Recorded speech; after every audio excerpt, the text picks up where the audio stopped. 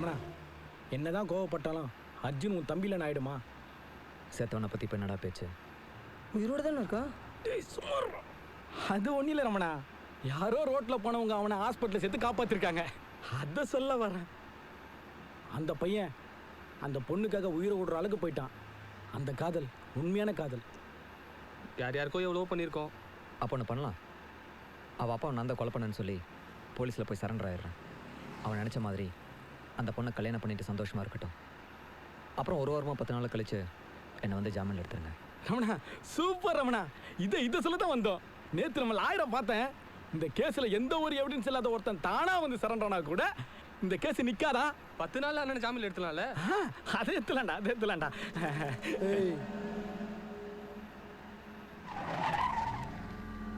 ரமணா, இது கோவர்த நீரா ரமணா? தெரியும். ஐயோ, மாட்ட போறோம். சொன்னா கேளு ரமணா.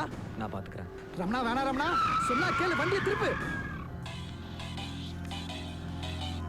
ஹலோ கோவர்தன், நான் ரமணா பேசுகிறேன். நீ ரொம்ப நாளாக போட்டுத்தெல்லாம் துடிக்கிறல்ல, இங்கே தான் இருக்கேன். உன் வீட்டு கீழே தாண்டா இருக்கேன்.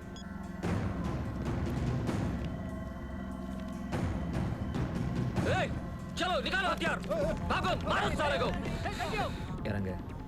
இறங்கல என் கையாலேயே செத்துருவீங்க.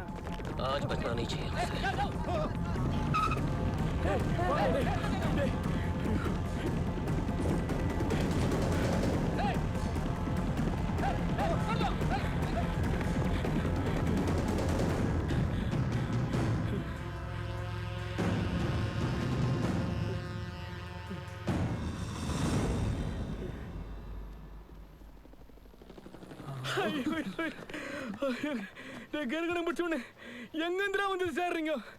உனக்கு ரெக்கமெண்ட் பண்ண போயிட்டு எங்களை குமரி குப்பை தொட்டில் போட்டாங்கடா. நாங்கள் உயிரோடு இருக்கிறது நம்ப முடியலடா சாமி. ஐயோ, தலை சுத்துறாயா.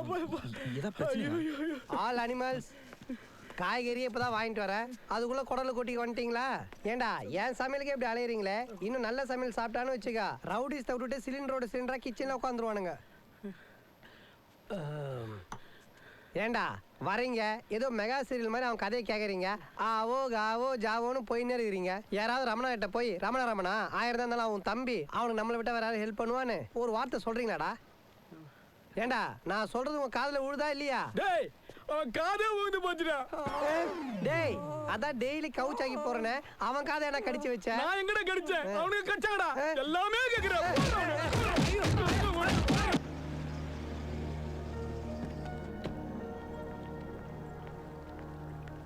அர்ஜுன், உன் பாஸ்போர்ட் வேணும்.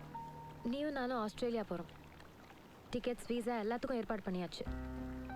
அங்கே போய் கல்யாணம் பண்ணிக்கிறோம், புள்ள பெற்றுக்கிறோம், அங்கேயே செட்டில் ஆகிறோம். என் ஃப்ரெண்ட்ஸ் மூலமாக அரேஞ்ச்மெண்ட்ஸ் பண்ணிட்டேன்.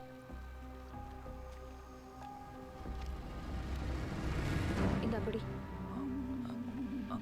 அஞ்சனா, சீரியஸாக சொல்கிறேன் அர்ஜுன்.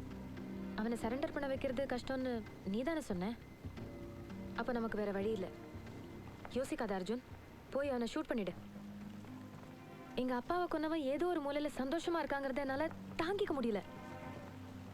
இதை செய். ஏன் தயங்குற?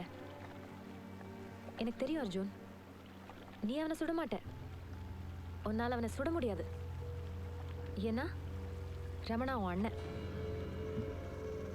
ரமணா என் அண்ணங்கிறது உண்மைதான். அதுக்காக முயற்சி பண்ணாமல்ல. உனக்கு அவனும் வேணும், நானும் வேணும். ரமணா ஒரு செகண்ட்ல சாகிறதுல எனக்கும் உடன்பாடு இல்லை. அவன் வாழ்நாள் முழுக்கவும் தண்டனை அனுபவிக்கணும். அதான் என் ஆசை. அஞ்சனா, நான் சொல்றது கேளு அஞ்சனா. அவனை சரண்டர் பண்ண வைக்கிறேன்னு என்னை நம்ப வச்சு ஏமாத்திட்டல. லவ் பண்ற பொண்ணு கண்ணு முன்னால செத்தா அதோட வலி என்னன்னு நான் செத்த பிறகுதான் புரியும். அஞ்சனா, அஞ்சனா, அஞ்சனா, அஞ்சனா, என்ன பண்ற அஞ்சனா? அஞ்சனா, நான் சொல்றது கேளு அஞ்சனா. ஐயோ, நான் ஏமாத்தம் உள்ள திரவம் பண்ணல. என் கையெடுத்து ரத்தம் போய் செத்து பொழைச்சு வந்திருக்கேன். அது நடிப்பா? சின்ன வயசுல அவன் என்ன சாவடிக்க பார்த்தான். எனக்கு அவன் முக்கியம் இல்ல, நீ தான் முக்கியம். அதுக்காக தான் அந்த போராட்டம். தப்பு பண்ணிட்டீங்களே. என்னடா தப்புண்ண? 10 வயசுல ஊர் விட்டு வந்தேன். என்னை எவனும் காப்பாத்தல. இதோ இந்த ஜனங்க தான் எனக்கு ஒரு வேளை சோறு போட்டாங்க. தனியால போராடி வந்திருக்கேன். ரமணானா பயம், ரமணானா பவர். அப்படி இருந்த என்ன ஒரு பொண்ணுக்கு தனியாளாக்கிட்டான்டா. இவன் செத்த என்ன பொழைச்ச என்ன? இல்லைண்ணே, அவன் நல்லவனே, உங்களை விட என்னை விட ரொம்ப நல்லவனே. என்னடா கருமாந்திரம் பிடிச்ச காதல்? ஏதோ ஒரு பொண்ணை பார்க்குறீங்க, அப்புறம் அவள் தான் என் வாழ்க்கைன்னு அவளை பிடிச்சி தொங்குறீங்க. ஏன் அந்த பொண்ணு இல்லாமல் முன்னால் உயிர் வாழ முடியாதா? அவள் இல்லைனா இன்னொருத்தி. சின்ன வயசுரா, இன்னும் வாழ்க்கை இருக்கு. ஒரு பொண்ணுக்காக உயிரை விட்டுறாதரா. இந்த பார், நீ நினைக்கிற மாதிரி எதுவும் இல்லை. மும்பைக்கு எதுக்கு வந்தேன் தெரியுமா? 10 வயசில் ஓடி போன ரமணா எங்கள் எல்லாரையும் மறந்துட்டான். ஆனால் நாங்கள் யாரும் அவனை மறக்கல. அவன் இன்னைக்கு வந்துடுவான்னு எங்கள் அப்பா அம்மாண்ணா அவனுக்காக காத்துட்ருந்தோம். அவனை தேடி கண்டுபிடிக்கிறதுக்காக எவ்வளோ முயற்சி பண்ணோம். ஆனால் அவனை பற்றி எந்த தகவலும் இல்லை. அந்த சமயத்தில் தான் இந்தியா டுடேல ரமணா பற்றி ஒரு ஆர்டிக்கல் வந்துச்சு. அதில் அவனை பற்றி எல்லா டீட்டெயில்ஸும் இருந்துச்சு. ரமணா எங்கேயோ நல்ல விதமாக வாழ்ந்துட்டுருக்கான்னு நினச்சேன். ஆனால் போலீஸ் குறி வச்சிருக்கிற இவ்வளோ பெரிய கிரிமினலாக மாறி இருப்பான்னு நான் நினச்சி கூட பார்க்கல. ரமணா இப்படி ஆனதுக்கு சின்ன வயசில் நானும் ஒரு காரணமாக இருந்துட்டேன்னு ஒரு குற்ற உணர்ச்சி இருந்துக்கிட்டே இருந்துச்சு. அவனை பார்க்கறதுக்காக மும்பை வந்தேன். அவனை எங்கே எப்படி பார்த்தேன்னு தெரியுமா?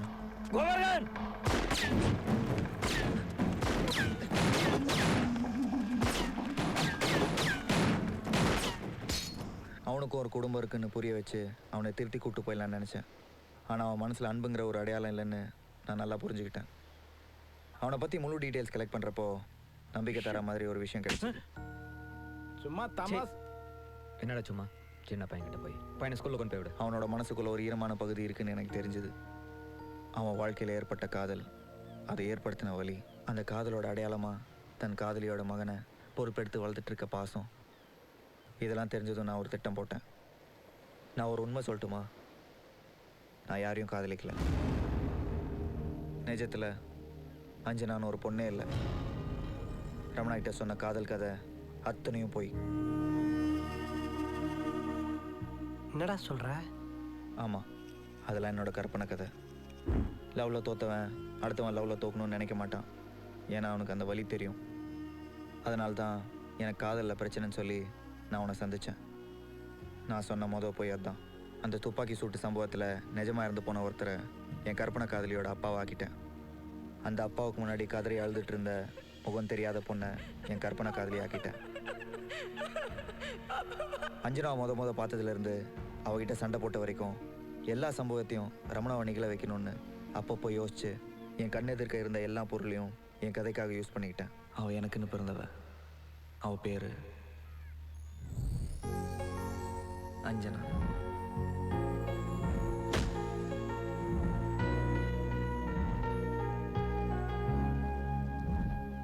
எனக்கு தெரியும், என்னைக்கா ஒரு நாள் ரமணாவை போலீஸ் சுட்டு கொண்டுரும்.